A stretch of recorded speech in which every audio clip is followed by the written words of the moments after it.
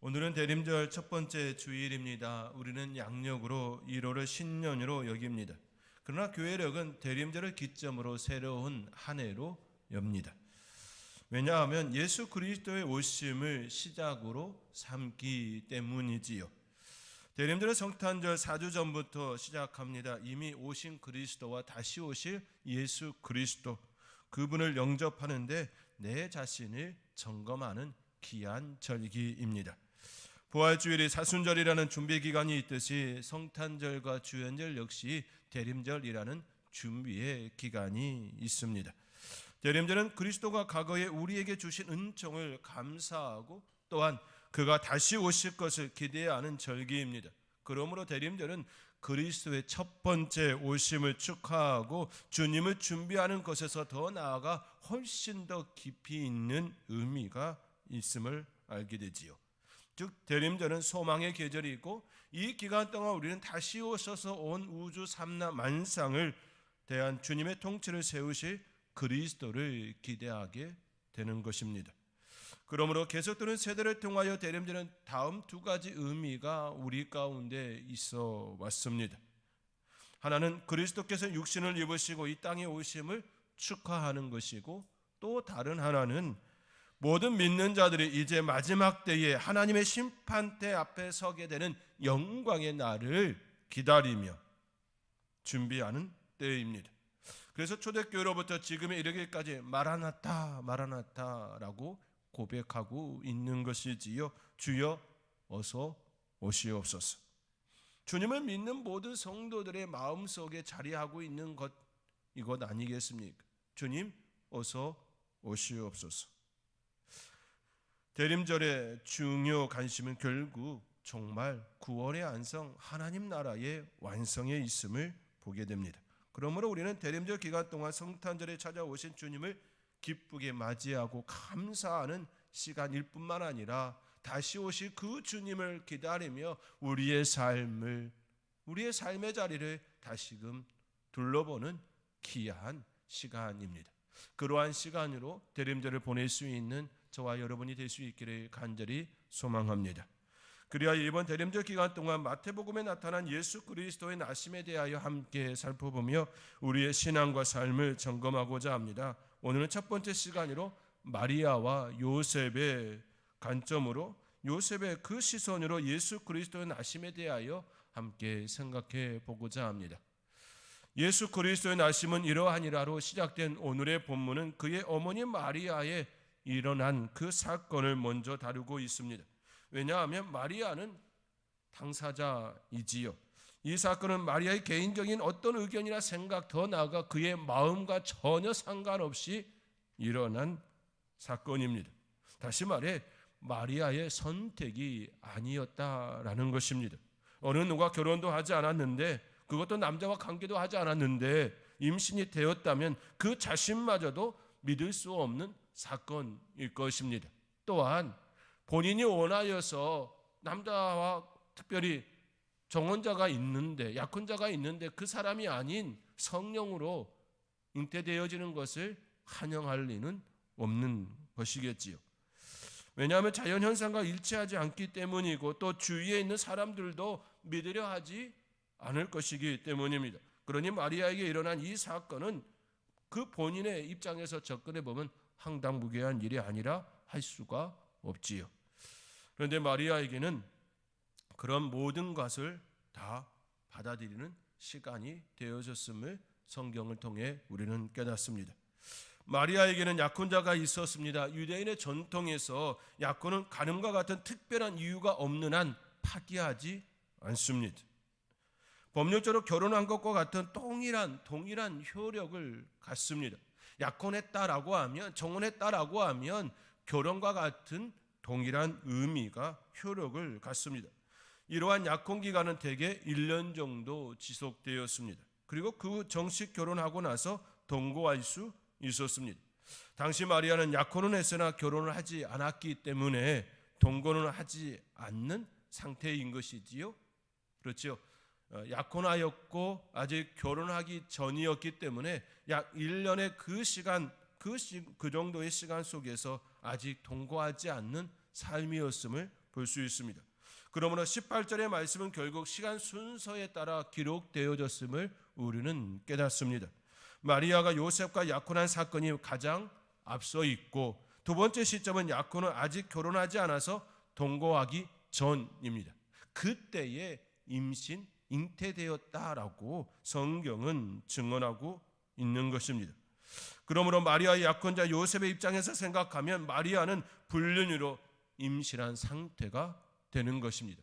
약혼하였지만 아직 결혼 전이었고 동거하기 전이었기 때문에 마리아의 임신은 다른 남자에 의한 임신으로 생각할 수밖에 없는 그런 불륜처럼 여겨질 수밖에 없는 것이지요. 우리는 성경을 믿기에 예수 그리스도의 동정녀에게서 태어난 것을 믿기에 우리는 불륜으로 생각지 않습니다. 성령으로 잉태되어졌다라고 믿습니다. 다시 말해 인간으로서는 도저히 일어날 수 없는 일이 일어난 그 사건을 우리는 받아들이고 믿음으로 고백하고 있습니다. 이 일은 자연 현상을 초월한 하나님의 특별한 사건이었습니다. 우리는 여기서 예수님의 탄생은 매우 치밀하게 탄생되었음을 또 깨닫습니다. 마리아가 약혼하지 않은 상태에서 임신하였다면 그녀는 많은 사람들의 손가락질을 받는 입장이 되었을 것입니다. 그녀가 아무리 남자와 관계 맺지 않고 성녀로 잉태된 것이라 말한다 할지라도 주위 사람들은 결코 그 말을 믿으려 하지 않을 것입니다. 그러므로 하나님께서는 아기 예수님이 이 땅에 태어나고 요셉과 마리아의 돌보심 가운데 성장할 수 있도록 치밀하게 계획된 상태에서 일어난 사건임을 우리는 알게 됩니다. 딱 그 시점이었던 것이지요. 약혼과 결혼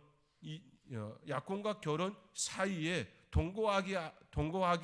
동거하지 않는 그 시간에 하나님께서는 마리아의 문을 여셨던 것입니다. 우리는 하나님의 말씀을 묵상할 때에 쉽게 간과하는 것들이 있습니다. 그것은 하나님께서는 하나님의 일을 하실 때에 사람의 시선이나 인간 사이를 전혀 고려하지 않는다라는 생각들입니다. 하나님의 역사는 인간의 생각과 사고와 상관없이 하나님의 일은 이루어난다라고 우리는 쉽게 그렇게 받아들일 때가 있습니다. 그러나 하나님의 일은 반드시 그런 것만이 아님을 오늘 본문을 통하여서 우리는 또 깨닫습니다. 하나님께서도 인간의 시선을 의식한다라는 겁니다. 하나님께서도 인간의 사이에 그 안에서 또 계획하시고 이를 행하심 또한 볼 수 있는 것이지요. 왜 그렇습니까? 그 일이 가장 원만하게 잘 이루어질 수 있게 하기 위함이지요. 가장 안전하게 아기 예수님이 보호되실 수 있는 가장 좋은 시간, 좋은 환경에 하나님께서 계획하시고 그때 마리아가 잉태케 하였다라는 것입니다. 만약에 마리아가 약혼 기간이 아닌 그 이전에 약혼자가 없이 그가 임신하였다면 그는 많은 주변의 시선들로 인하여 율법을 어긴 자로 돌에 맞아 죽었을 것입니다. 그러나 하나님의 치밀한 계획 속에 약혼과 결혼 사이에 동거하지 아니한 그때 성령으로 잉태케 하심으로 아기 예수님이 돌보심을 받을 수 있는 그 시간에 하나님께서 잉태케 하였다라는 사실입니다. 하나님은 너무나도 치밀하게 그 시간에 역사하셨습니다. 그렇죠. 그렇지 않았다면 아기 예수님은 이 땅에 태어남과 동시에 온전히 성장하지도 못한 채 인간을 구원하시기 위한 그 사명의 길을 가지지 못하고 생명이 끝났을 것입니다. 아니 태어나지도 못한 채 빛을 발했을 것입니다. 하나님은 인간을 너무 잘 알고 계셨습니다. 그리하여 인간의 시선에서 비껴갈 수 있도록 계획하시고 그 일을 이루셨습니다. 인간의 시선에서 비껴갈 수 있도록 하신 것이지요. 예수님의 어머니 마리아는 자신에게 일어난 이 사건을 평생 잊지 못하고 살았음을 성경은 통해 우리가 깨닫습니다. 그렇게 사복음서는 마리아가 예수님을 바라본 시선을 조명합니다. 누가복음 2장에는 아기 예수님이 탄생한 후에 목자들이 찾아와 아기 예수님께 경배한 사건을 다루고 있습니다. 그리고 천사들이 목자들에게 알려준 것을 예수의 부모에게 또 전달합니다. 그때 마리아는 목자들의 말을 마음에 새기어 생각하지요.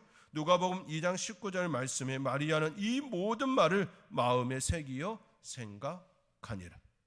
목자들이 천사로부터 들었던 그 말을 아기 예수님을 그 부모에게 전하고 그 부모들은, 특별히 마리아는 그것을 마음에 새겼다라고 말씀은 증언합니다. 이러한 모습은 예수님이 12살 때의 유월절을 예루살렘에서 보내기 위해 올라갔을 때에도 일어나지요. 요셉과 마리아는 해마다 유월절이 되면 갈례를 따라 예루살렘에 올라갔습니다. 그러나 돌아가는 길에 예수님을 놓치고 말았습니다. 그리하여 그들이 예루살렘에 다시 돌아왔을 때 예수님은 예루살렘에 머물며 선생들과 함께 그들의 강론을 듣기도 하며 묻기도 하는 삶이 있었습니다. 그를 만난 어머니 마리아는 예수님께 묻지요. 아이야, 어찌하여 우리에게 이렇게 하였느냐? 내 아버지와 내가 근심하여 너를 찾았노라. 이 물음에 예수님께서 이와 같이 대답합니다. 내가 내 아버지의 집에 있어야 될 줄을 알지 못하셨나이까? 이 대답에 대하여 마리아는 그 모든 말을 마음에 담았다라고 성경은 증언합니다. 누가복음 2장 51절 하반절에 그 어머니는 이 모든 말을 마음에 두니라. 아버지 집에 있어야 될 줄을 알지 못하셨나이까라는 이 말씀을 그의 마음에 두었다라는 것이지요. 가나의 혼인잔치에서도 예수님에 대한 마리아의 마음을 엿볼 수 있습니다. 혼인잔치에 반드시 있어야 할 포도주가 떨어졌습니다. 그때 예수의 어머니 마리아는 포도주가 없음을 예수님께 아뢰고 종들에게 다음과 같이 당부하지요. 요한복음 2장 5절에 그의 어머니가 하인들에게 이르되 너희에게 무슨 말씀을 하시든지 그대로 하라 하니라. 그 어느 누구보다 예수님을 잘 알고 계시기에 그가 하라는 대로 하라고 혼인잔치에서 수종드는 하인들에게 그렇게 당부하셨던 것입니다. 다른 사람은 모른다 하여도 예수님의 어머니만큼은 결코 예수님의 탄생의 비밀을 부정할 수가 없지요. 그는 인간적인 방법으로 태어난 것이 아니라 성령으로 태어났음을 너무나도 잘 알고 있기에 그대로 하라, 그대로 하라, 이 말을 수종드는 하인들에게 말할 수 있었던 것이지요. 만약 그를 모른다면 자기 자신을 속이는 일이 될 것입니다. 그것을 성경은 마리아의 시선을 통해 조명한 것이지요. 그렇다고 성경은 마리아의 시선을 따라 예수님의 삶과 사역을 계속해서 조명하고 있지는 않습니다. 왜냐하면 마리아 역시 성경의 주인공이 아니기 때문입니다. 마리아 역시 하나님께서 그를 사용하는 하나의 도구였던 것이지요. 다만 그분의 은혜를 입은 사람인 것입니다. 우리들 역시 주인공이 될 수가 없습니다. 우리 역시 하나님께 은혜를 입은 사람일 뿐이지요. 우리는 종종 내 삶의 주인은 나라고 착각할 때가 있지 않습니까? 내 삶은 내 마음대로 살아도 된다라고 생각할 때가 있지 않습니까? 아니지요. 우리는 하나님께 은혜를 입은 자로서 하나님의 뜻대로 살아가야 하는 사람인 것이지요. 우리는 여기서 한 가지 더 깊이 접근할 부분이 있습니다. 예수의 어머니 마리아는 성령으로 예수님을 잉태하였습니다. 그러나 그 잉태는 마리아의 선택이 아니었습니다. 하나님의 선택이었습니다. 그 선택을 알았을 때 마리아의 마음은 어떠하였을까요? 만약 그러한 일이 여러분에게 일어난다면 여러분의 마음은 어떠하였을까요? 한번 잠시 상상해 보시기 바랍니다. 이에 대하여 성경은 아무런 말도 없습니다. 다만 누가복음에 천사가 마리아에게 나타나 예수의 나심을 예고하였을 때 나는 남자를 알지 못하니 어찌 이 일이 이루어지까라고 묻는 질문이 있습니다. 그의 말에 천사는 하나님의 모든 말씀은 능하지 못하심이 없느니라 라고 대답하시지요. 이에 마리아는 주의 여종이오니 말씀대로 내게 이루어지이다. 이처럼 성경은 마리아의 마음에 대하여 조망하지 않습니다. 다만 그가 하나님의 선택에 대하여 순종으로, 하나님의 말씀에 대하여 순종으로 나아가는 그의 모습만 조명하고 있을 뿐이지요. 이것이 바로 성도의 삶, 하나님의 선택을 받는 자의 삶이라는 것입니다. 성도의 삶은 하나님의 말씀과 일하심에 순종하는 삶이어야 합니다. 하나님의 말씀과 일하심에 대하여 우리의 생각을 집어넣고 그것에 대하여 이것은 옳고 이것은 그러다 이렇게 판단하고 접근하는 그 모습이 아니라라는 것이지요. 순종이 없이는 하나님의 기적을 경험할 수가 없습니다. 가나의 혼인잔치에서도 하인들의 순종이 있었습니다. 그대로 하라라고 하는 그 말에 순종하였을 때에 예수님께서 베푸신 첫 번째 이적이 그 땅 가운데에 일어난 것이지요. 나만 장군이 나병에서 나음을 입었던 것도 7번 요단 강물에 들어가 씻었기 때문입니다. 그렇게 성경은 순종이 제사보다 낫다라고 말씀하고 있는 것입니다. 그러나 지금의 한국 교회를 보고 우리의 신앙을 되돌아볼 때에 하나님의 말씀의 순종보다 내 감정에 충실한, 내 감정에 더 충실한 모습을 보게 됩니다. 말씀보다 내 마음이 우선임을 보게 됩니다. 말씀보다 내 환경이 우선임을 보게 됩니다. 나의 감정에 따라 하나님의 말씀을 판단하려 합니다. 이는 내 마음에 하나님의 말씀이 움직여야 한다라는 생각이지요.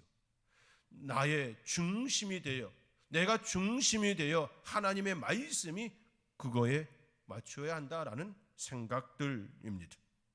일부러는 그렇지 않다라고 말하지만 실상은 그렇지가 않습니다. 입으로는 하나님의 말씀을 따라야 하지요. 우리의 입으로는 그렇게 늘 고백합니다.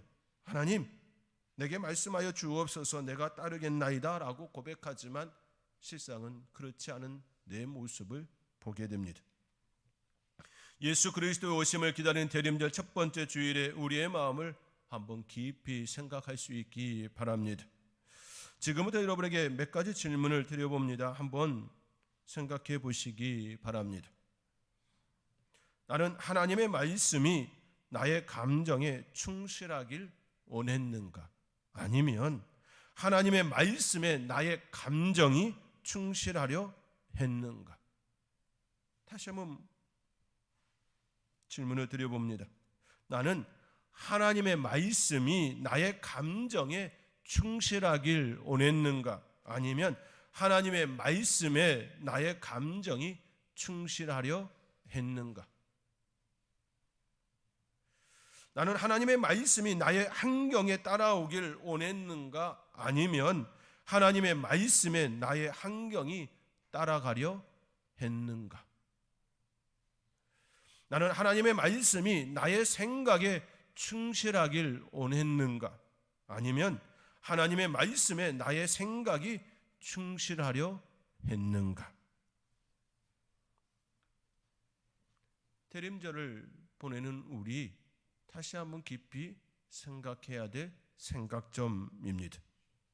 예수의 어머니 마리아, 그에게 천사가 찾아왔을 때 매우 당혹스러웠을 것입니다. 세상에 이런 일이 어찌 나에게 일어날 수 있느냐라는 반응이었을 것입니다.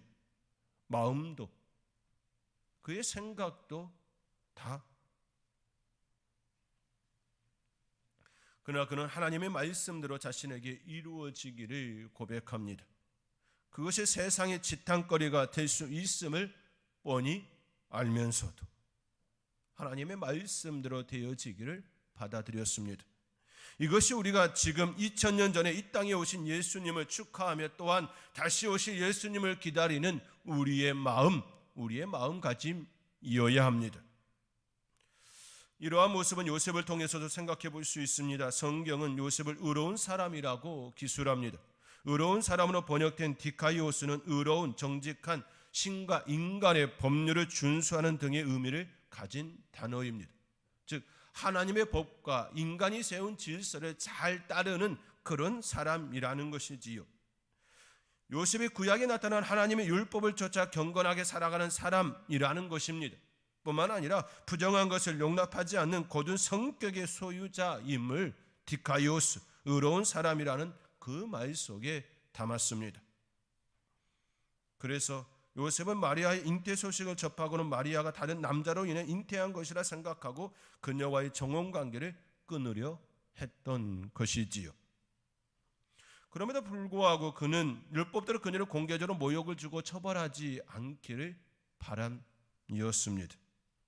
아마도 마리아를 향한 그의 사랑이 깊었던 것으로 유추해 볼 수 있습니다. 다시 말해 요셉은 의로운 모습을 갖고 있으면서도 따뜻한 마음도 함께 있었음을 그의 이 모습을 통해 짐작해 볼 수 있습니다. 그렇게 19절의 말씀처럼 그를 드러내지 아니하고 가만히 끊고자 하였다라고 말하고 있는 것이지요. 여기서 드러내다 이 표현은 본보기를 삼다 공적으로 불명예를 주기에 폭로하다라는 의미입니다. 그러나 그는 그렇게 하지 않았습니다. 우리는 여기서 우리가 깊이 다시 한번 또 생각해 볼 수 있는 생각점이 있습니다. 요셉, 그는 분명 마리아와 약혼하였고 마리아가 임신하였다는 그 소식을 마리아에게 들었기에 알았을 것입니다.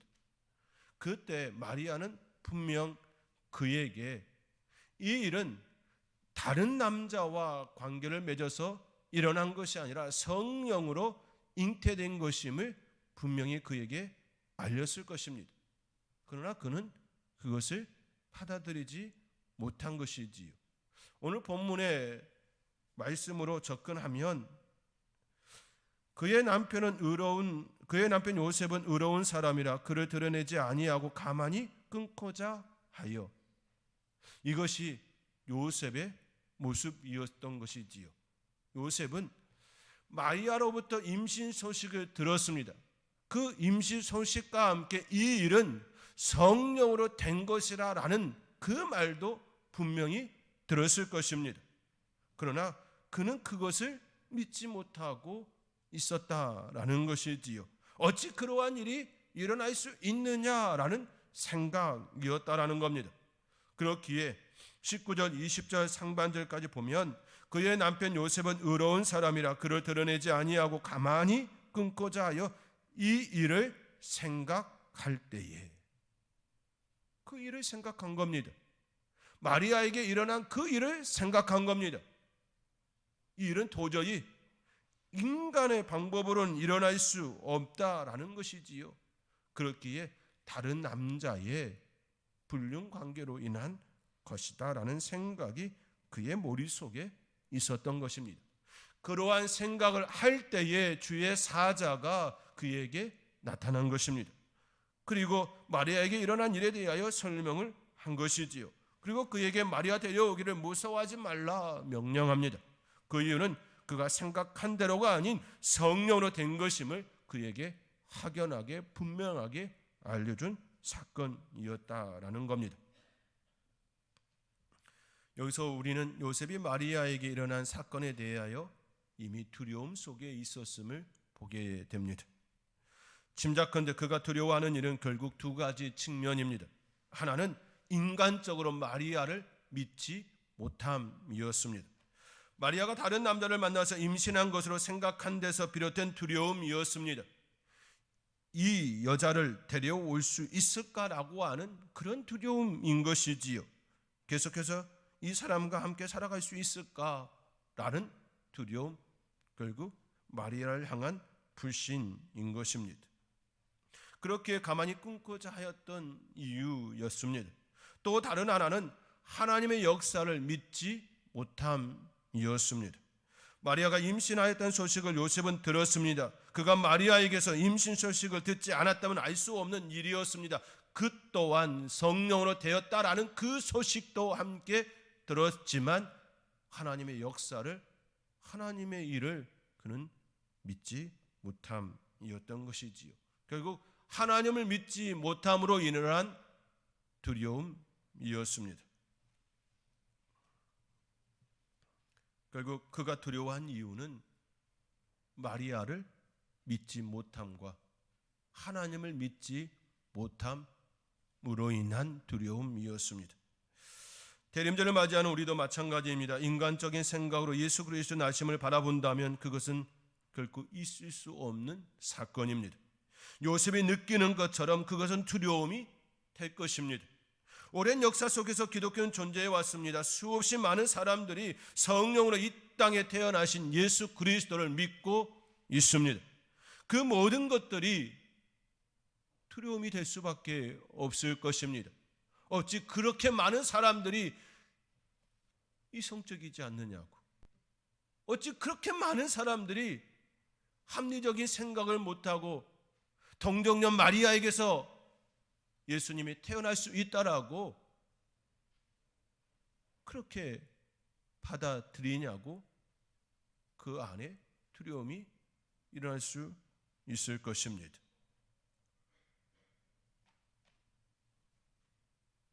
그러나 성령으로 이 땅에 태어난 예수님의 성육신 사건이 믿어지는 그 순간 그것은 두려움이 아닌 나를 살리는 구원의 사건임을 깨닫게 됩니다. 그 순간 두려움이 아니라 믿음의 반열에 이르게 되어지고 그 은혜 안에 내가 있음이 얼마나 감사한 일인지 감사의 고백을 하지 않을 수가 없는 것이지요. 오늘 본문 21절이 말씀하는 것처럼 아들을 낳으리니 이름을 예수라 하라. 이는 그가 자기 백성을 그들의 죄에서 구원할 자이심이라. 이 말씀대로 내 안에 예수 그리스도의 그 사건이 일어나게 되는 것입니다. 사랑하는 성도 여러분, 예수님은 우리를 위하여 그렇게 오신 것입니다. 바누아투에서 온시부적 선교사로 활동하시는 온전히 선교사님의 굿모닝 추장님 책 일부를 여러분에게 소개하며 오늘의 말씀을 마치고자 합니다. 부족을 방문하기 위해 산에 올라갈 때는 만일에 대비해 여벌의 옷, 항생제, 붕대, 연고, 침 등을 항상 준비합니다. 먹을 것이 부족할 수 있으니 쌀이나 참치, 과자, 간식 등도 충분히 챙깁니다. 이러다 보니 내 가방은 늘 무겁습니다. 반면 현지 선교사들의 짐은 무척 간단합니다. 그들은 작은 배낭 하나로 충분히 버팁니다. 옷, 먹을 것, 비상약도 거의 없이 올라갔다가 그 모습 그대로 내려옵니다. 온천희 선교사님은 온시 부족을 방문할 때에 많은 것들을 챙겨서 가지만 현지 선교사님들은 그렇지 않는다라는 말입니다. 어느 날 한 부족 마을에 머물며 만난 지 얼마 안 된 추장과 대화를 나누게 되었습니다. 그는 기독교인은 아니었지만 자기 마을에 자주 오는 나를 보고 그의 생각을 전했습니다. 당신은 부족을 방문할 때 물건을 너무 많이 가지고 옵니다. 여기에 와서 당신이 가지고 온 침량, 음식, 옷, 약품을 사용하고 우리의 것은 잘 사용하지 않습니다. 식사 시간이 되면 우리는 당신에게 좋은 것으로 먼저 가져다 주고 늘 당신에게는 새 매트를 줍니다. 그렇지만 당신은 우리처럼 아무 데서나 쉽게 잠을 자지 않습니다. 당신과 같이 온 현지 선교사들은 당신의 배낭을 들고 따라다니는 것을 힘들어합니다. 만약 당신이 여기에 와서 진짜 선교하고 싶다면 당신은 우리처럼 살 수 땡땡땡. 추장은 나에게 그야말로 돌직구를 날렸습니다. 나는 얼마나 얼굴이 뜨거워졌는지 모릅니다. 저녁 때라 어두워서 내 표정이 숨겨진 것이 다행이었습니다. 잠자리에 누웠지만 잠이 오지 않았습니다. 문화가 다르고 생각이 다르고 삶의 방식이 다른 곳에 간다는 것은 결코 쉽지가 않지요. 한국 사람이 편리함을 누리고 살았던 그 사람이 온시 부족에 들어가서 그들과 함께 똑같이 생활한다는 것은 결코 쉬운 일이 아닙니다. 하물며 하나님의 아들 예수님은 하늘 보좌에 계셨습니다. 그분이 인간의 옷을 입고 이 낮고 낮은 이 땅에 오셨습니다. 오직 한 가지, 저와 여러분을 위하여 이 땅에 오셨습니다. 사랑하는 성도 여러분, 우리는 어떻습니까? 우리를 이 땅에 오신 예수님을 진정으로 맞이하고 계십니까? 혹 우리의 모습이 요셉의 모습은 아닌가요? 성령으로 잉태된 마리아를 맞이하는, 그 마리아를 맞이하는 것을 두려워하는 요셉의 모습이 우리의 모습은 아닌가요? 이미 수없이 많은 믿음의 선배들이 믿음을 고백했습니다. 또 우리 하나님은 충분히 그 일을 이룰 수 있는 분이십니다. 우리 안에 진정 왜 두려움으로 자리하는지 생각해 볼 수 있고, 또 내 자신을 점검할 수 있는 대림절 기간이 될 수 있기를 주님의 이름으로 축원드립니다. 기도하겠습니다.